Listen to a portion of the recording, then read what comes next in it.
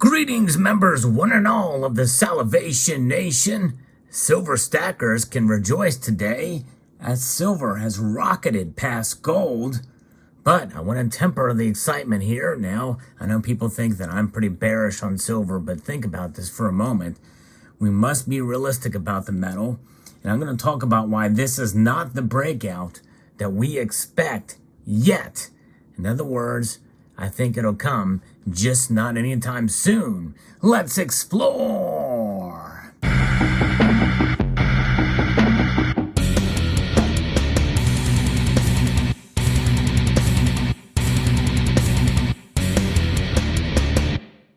Yes, indeed, silver has skyrocketed beyond gold.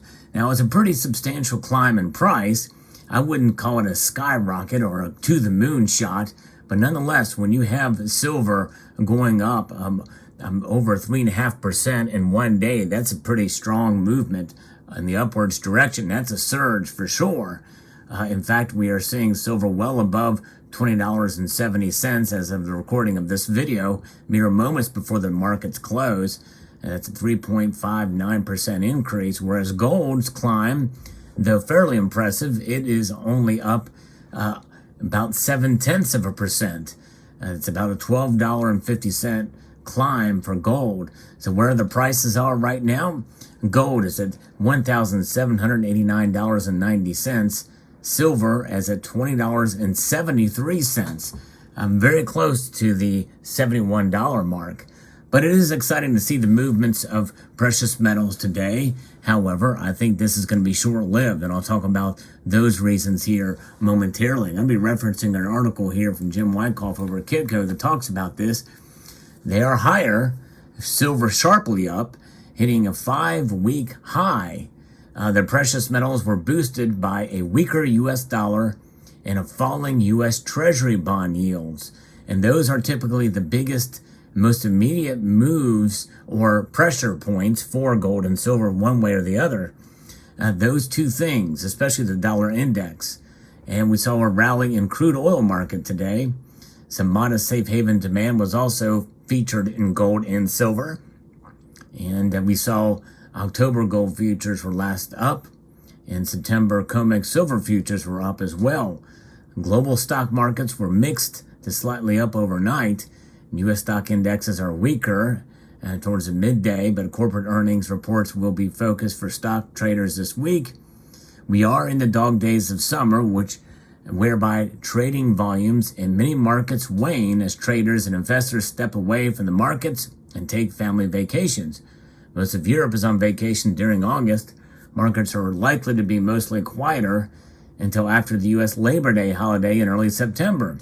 In fact, some on this channel and other communities or other channels and other areas and platforms have predicted that it would be towards the end of summer, early fall, and into fall, and just before winter when we may see precious metals prices move dramatically upwards consistently.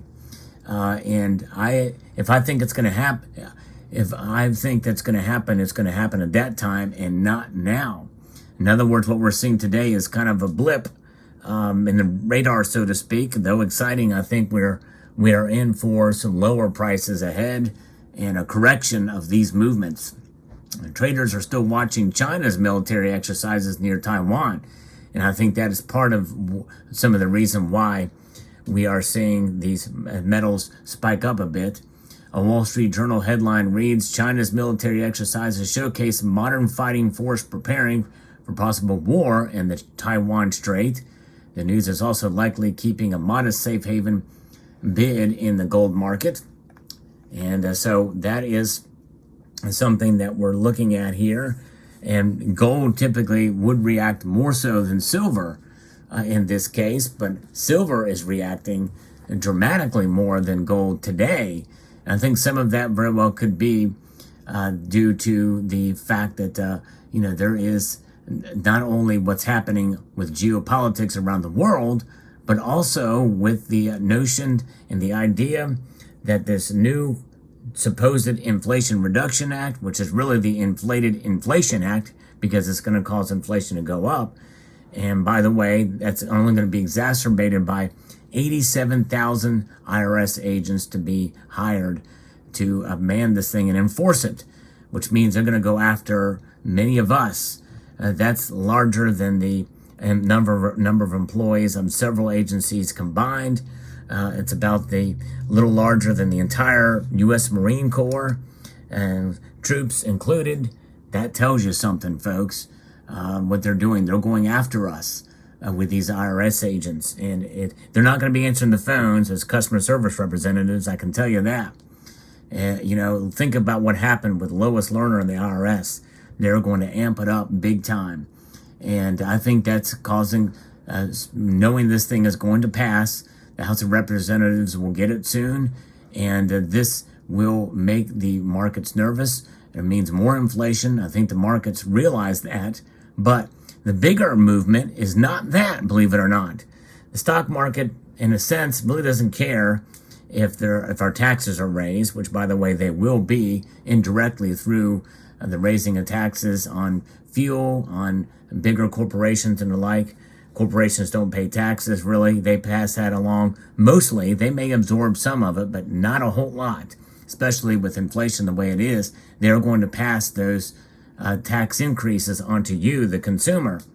So there is that we have to think about too. That's going to, and of course, more money is going to be printed, and so they need these IRS agents to get more revenue from us. But they are going to have to print more money, and they're also going to be starting initiatives for the environment, which means that more money is going to be going towards things that involve silver in that regard. And I think that's going to one of the biggest things that probably they're thinking about, the demand for physical silver for industrial use. So I think that is one reason why we're seeing silver prices rise. And that was not covered in this article, but I believe that's part of the reason, is they're saying this thing is an inevitability. It is coming. And so silver is going to be in greater demand for these types of products. And so that is one of the reasons why I think that we're seeing the price go up, at least for now. Now, it's going to take a while for that to be implemented. It's going to take a while for them to hire all those IRS agents. It's going to take a while for inflation to be affected by this. But nonetheless, I believe it's going to happen. But the markets are going to be baking in the calmness before that storm, really, so to speak, which means that things won't be so bad for a while. In fact, I would dare make the argument that it may be a full year before we really see the full weight of this legislation, which will be signed probably, my guess is before the end of the week, maybe the end of the month at the most. And but think about it, as inefficient as government is, they are even inefficient at spending money. There's still money that has not been spent from the original COVID packages. But nonetheless, what is it? It is about money. And money that's being printed like crazy. They'll try to tax us as well for it, and they're going to try to get some of it through taxation, but they're going to print more of it too, which means the Federal Reserve will be back into QE mode, and likely they will probably pull back on their interest rate hikes after September, and so we'll see how it plays out. Nonetheless, inflation numbers will be coming out soon too, and that's going to probably play a role. And maybe even gold and silver may go down, which if the inflation numbers come in hot again, or as hot, or a little bit higher, or even a little bit lower, it'll just give the Fed all that more reason to raise rates, which will be bad for gold and silver, puts pressure on them. So that's why I think they'll go down. But again, this is just my opinion. It may not necessarily be the case. It may not be how it works out.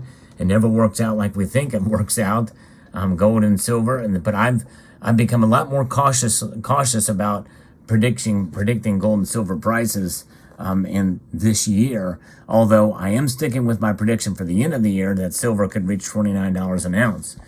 Will it get there? I don't know. I could see a path to it, especially the way how fast things are moving, and how with this legislation, $740 billion going to be passed here, and once it sinks in to what's in that legislation, I think we'll see something occur there that will be quite troubling.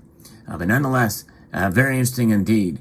And I'm going to leave you with this quote from Mark Twain here. You can see is on this gold medallion minted by the United States Mint for the American Art Series.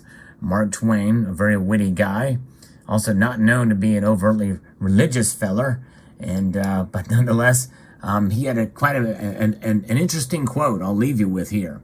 And if you think about it, it does make some sense, especially after the experience that I had today. I won't talk about that now, maybe in another video. But he says, the lack of money is the root of all evil. You've heard what the Bible says. The love of money is the root of all evil. By the way, people often misquote that scripture and say money is the root of all evil. No, money is not the root of all evil.